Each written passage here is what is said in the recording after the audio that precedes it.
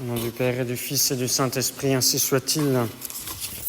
Eh bien, chers frères, vous allez pouvoir vous approcher pour recevoir les cendres. Tous peuvent recevoir les cendres, y compris même ceux qui ne sont pas baptisés, du moment qu'ils le font dans un véritable esprit de pénitence, de componction, d'humilité.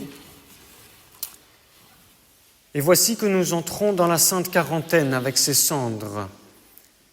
40 jours de pénitence jusqu'à Pâques. Il faudra tenir bon, ce sera difficile.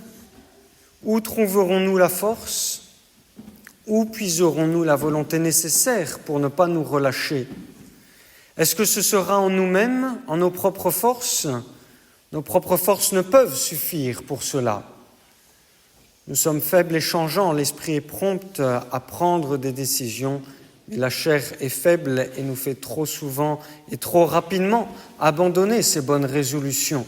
Alors où trouverons-nous la force? Est-ce que ce sera dans le regard des autres qui nous voient jeûner? Est-ce que nous agirons pour être vus des hommes? Non, notre Seigneur nous l'interdit. Lorsque vous jeûnez, ne faites pas comme les hypocrites qui exténuent leur visage pour faire paraître aux hommes qu'ils jeûnent. En vérité, je vous le dis, ils ont déjà reçu leur récompense. Alors, où trouverons-nous la force de jeûner? Eh bien, c'est dans l'intention uniquement de plaire à Dieu. Et Dieu, qui voit dans le secret du cœur, bénira cette pureté d'intention. C'est Dieu seul qui donne la force de jeûner, et l'Église la lui demande pour ses enfants, dans l'oraison d'aujourd'hui. Accordez, Seigneur, à vos fidèles d'entreprendre avec la piété convenable la pratique de ces jeûnes vénérables et solennels et d'en parcourir la carrière avec une dévotion que rien ne puisse troubler. Et les effets du jeûne sont merveilleux. Saint Augustin dit « Le jeûne purifie l'âme, élève les sens, soumet la chair et l'esprit, rend notre cœur contrit et humilié, dissipe les nuages de la concupiscence, éteint les flammes de la volupté, allume le flambeau de la charité. Alors je vous conjure, mes bien chers frères, dit saint Bernard, de pratiquer le jeûne du carême avec toute l'exactitude et la dévotion possible. Et nous avons des exemples magnifiques pour nous montrer la voie. Des exemples magnifiques qui nous sont donnés, à commencer par le grand Moïse, qui jeûna 40 jours avant de gravir le sommet de Sinaï, où il put converser face à face avec Dieu. Parce que le jeûne nous élève, le jeûne nous rapproche de Dieu, le jeûne nous permet de nous mettre plus facilement en communication avec Dieu. Il y a également l'exemple du prophète Élie, qui a été élevé sur un char de feu, lui aussi, qui nous montre que le jeûne nous rend semblables aux anges, qui fait de nous des êtres spirituels.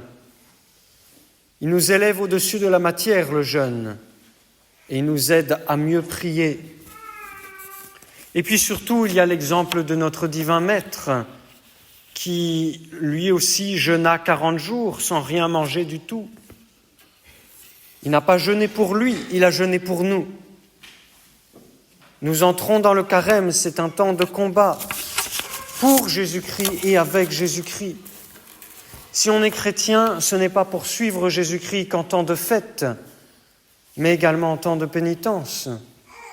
Et nous avons l'espérance, l'espoir de recevoir le centuple ici-bas pour tous les bienfaits, par tous les bienfaits du jeûne et la récompense éternelle de ceux qui se mortifient sur cette terre. La croix de notre Seigneur Jésus-Christ sera notre trophée, à nous aussi, lorsque notre Seigneur viendra glorieux dans les nuées portant sa croix. Et sa résurrection sera aussi notre victoire. À la fête de Pâques, une joie céleste remplira le cœur et l'âme de ceux qui se sont livrés avec ardeur à la pénitence, tandis que les autres n'en goûteront que des joies naturelles. Alors entrons dans le champ du combat comme de braves athlètes de Jésus-Christ, dit saint Augustin, de braves athlètes qui renoncent aux commodités de la vie pour s'assurer la victoire.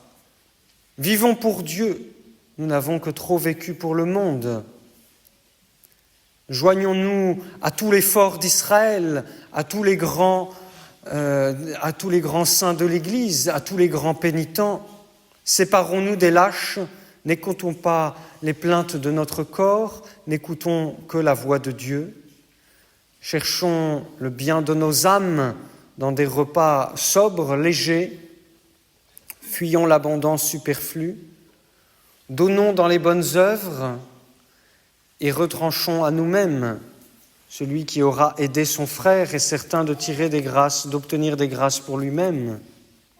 Je vous avertis, dit encore saint Augustin, que jeûner est toujours méritoire.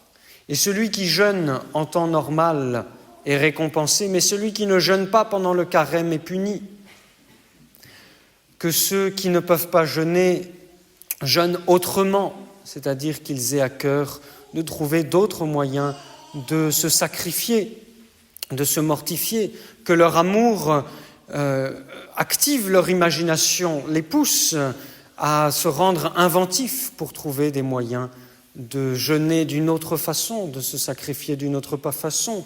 Et qu'en cela, les enfants rivalisent avec les personnes âgées, qu'ils se sacrifient eux aussi, parce que la sainte quarantaine vient de commencer. Ô bénie, ô grande sainte quarantaine que l'Église nous demande de suivre, de poursuivre à la suite de notre Seigneur Jésus-Christ. C'est un temps de grâce extraordinaire, soyons-en certains. Attachons-nous à la croix de Jésus-Christ, attachons-y les désirs de notre chair, tous sans exception, parce que si on ne se restreint pas du côté de la nourriture, si on se restreint du côté de la nourriture, ce n'est pas ensuite pour tomber dans la paresse ou le manquement au devoir d'État. Et le jeûne n'est qu'une partie du carême, ce n'est pas ce qui touche d'ailleurs le plus le cœur de Dieu. Ce qui touche le plus le cœur de Dieu, c'est la prière qui est un acte d'humilité avant toute chose. Une prière humble, sincère, profonde. Le jeûne, avec l'aumône, soutient la prière. Il détache notre âme des biens de la terre pour lui permettre de s'élever plus haut, plus vite, plus fort. La prière, c'est comme une colombe qui conduit notre âme au ciel, qui pénètre jusque dans le ciel et qui est soutenue d'un côté et de l'autre par les deux ailes que sont l'aumône et le jeûne. Alors voici aujourd'hui notre prière. Ô Jésus, Dieu fort, qui avait jeûné avant nous, daignez accepter nos bonnes dispositions à l'entrée de ce carême. Nous sommes si faibles, si lâches, que nous avons bien peur de nous décourager et de faiblir pendant ces 40 jours. Et nous voulons mettre toute notre force en vous, qui nous avez donné l'exemple d'un jeûne absolu de 40 jours. Nous ne sommes qu'un peu de poussière et de cendre, mais nous voulons que votre grâce puisse habiter dans nos âmes et nous voulons mourir à nous-mêmes pour vivre de votre vie toute divine au long de ce carême. C'est la grâce que nous allons demander au cours de cette cérémonie, au nom du Père et du Fils et du Saint-Esprit, ainsi soit-il.